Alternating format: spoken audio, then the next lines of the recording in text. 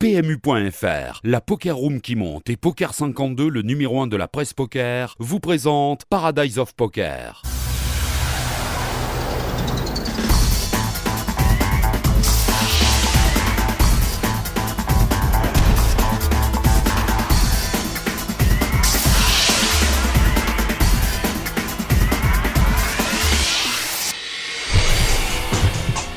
Bonsoir et bienvenue dans Paradise of Poker. Ça y est, c'est la table finale du Main Event World Poker Tour de l'île Maurice. Vous mourrez d'envie de savoir qui l'a remporté, c'est tout de suite en images. Au sommaire de ce numéro, l'extravagant Manila Millions, un tournoi à 100 000 € de buy-in en terre asiatique, les dessous du WPT île Maurice et sa table finale, ainsi que les news de la semaine avec tout de suite l'incroyable victoire de David Dikitai à l'EPT Berlin.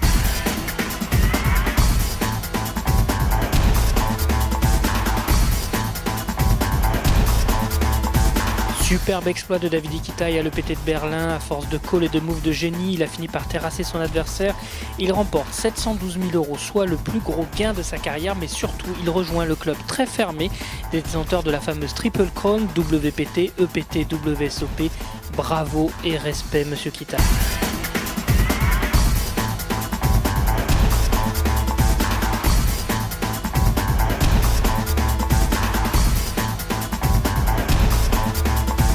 Le plus gros tournoi de poker jamais organisé en Asie a attiré malgré son buy-in de 100 000 € 30 joueurs, dont les plus grands joueurs internationaux, Tom Dwan, Phil Ivey, Johnny Chan ou encore Joe Hashem.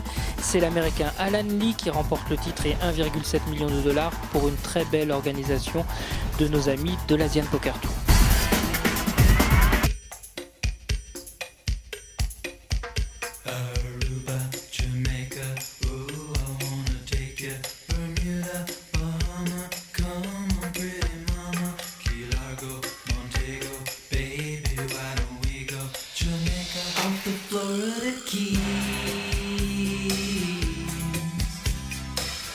There's a place called Kokomo. That's where you wanna go.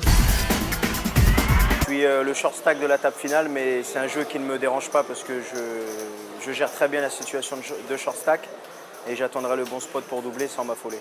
It's a huge challenge for me, and the deeper I go, the prouder I am. It's a really tough challenge for me, but I'm looking forward to it, and I'll do my best for everybody today. C'est que du bonus maintenant, donc on va essayer de boxer jusqu'à la fin. Je suis assez bien en jetant, j'espère que ça se passera bien. Et bon, l'avenir nous le dira. 4.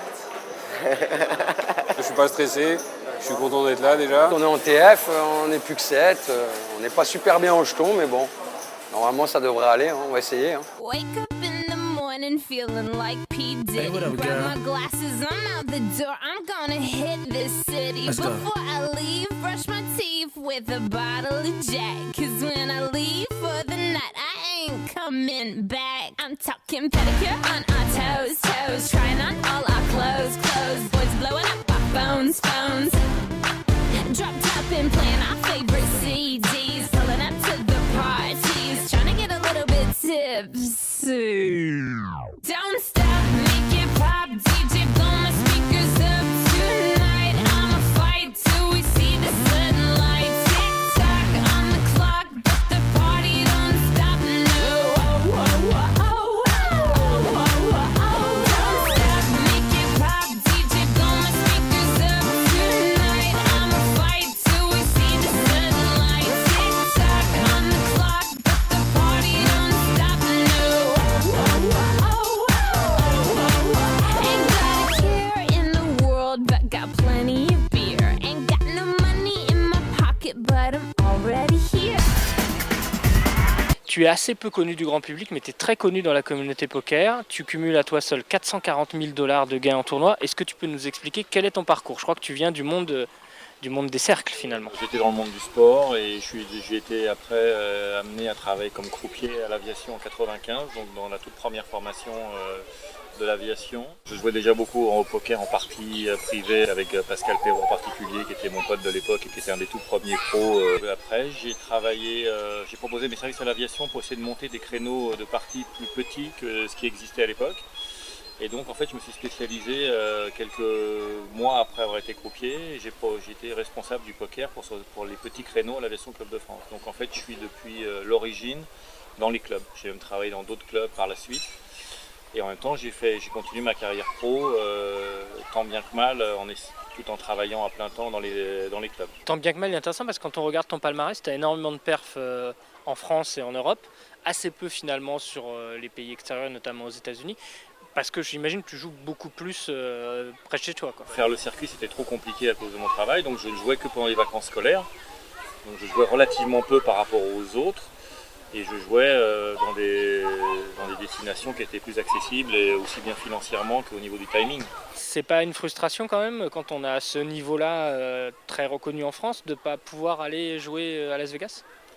Écoute, c'était un choix de vie.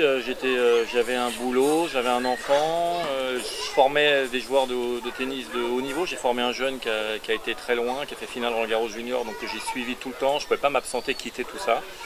Et donc j'ai pris le parti de rester en France. Et le online, est-ce que tu joues beaucoup? Peu. J'ai décidé de m'y mettre et j'ai décidé de prendre les services d'un coach pour essayer de combler les manques de joueurs live que je suis depuis toutes ces années. Essayer de compléter un peu ma formation. Puis je pense que d'année en année, le niveau augmente et devient de plus en plus professionnel.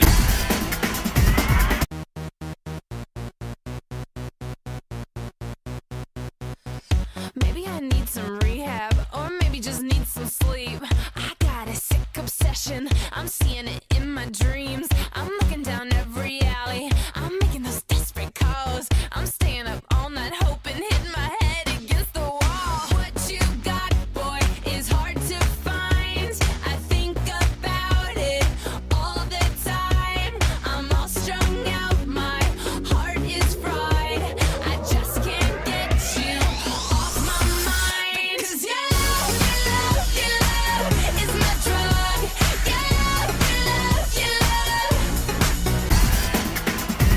J'ai profité que j'étais en vacances, en plus en métropole avec le décalage horaire ici c'est pas évident.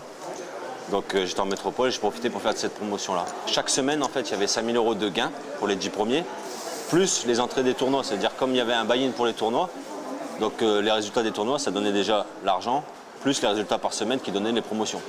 Donc au final avec les points par jour et par semaine, c'est moi qui a fini premier en fait de la promotion complète. Au total avec les bonus on va dire, j'ai gagné quasiment 10 000 €. La ceinture et un peignoir. J'ai investi, on va dire, je bascule sur le cash game parce que je ne suis pas un joueur de cash game, donc je suis plutôt un joueur de tournoi et de sit and go. Donc le cash game coûte très cher en fait. Surtout quand il y a les bad runs, en fait les bad runs en cash game ça fait beaucoup plus mal qu'en sit and go ou en tournoi.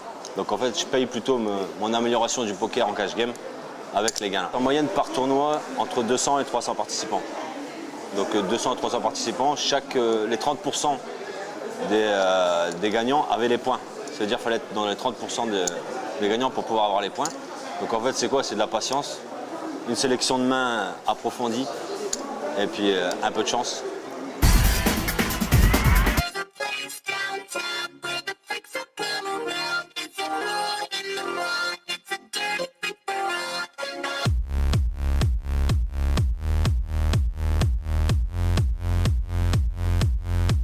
When the dark of the night comes around, that's the time that the animal comes alive, looking for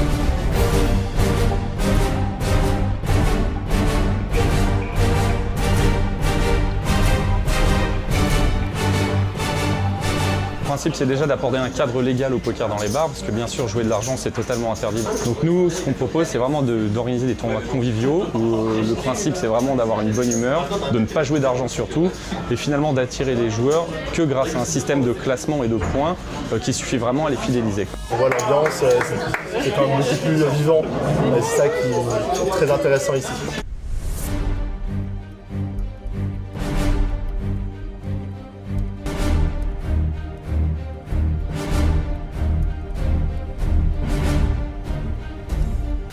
Dans le prochain épisode de Paradise of Poker, retrouvez un dossier spécial Las Vegas, comment se qualifier pour les World Series, les bons plans pour se rendre dans la cité du jeu et faire de votre séjour une vraie réussite.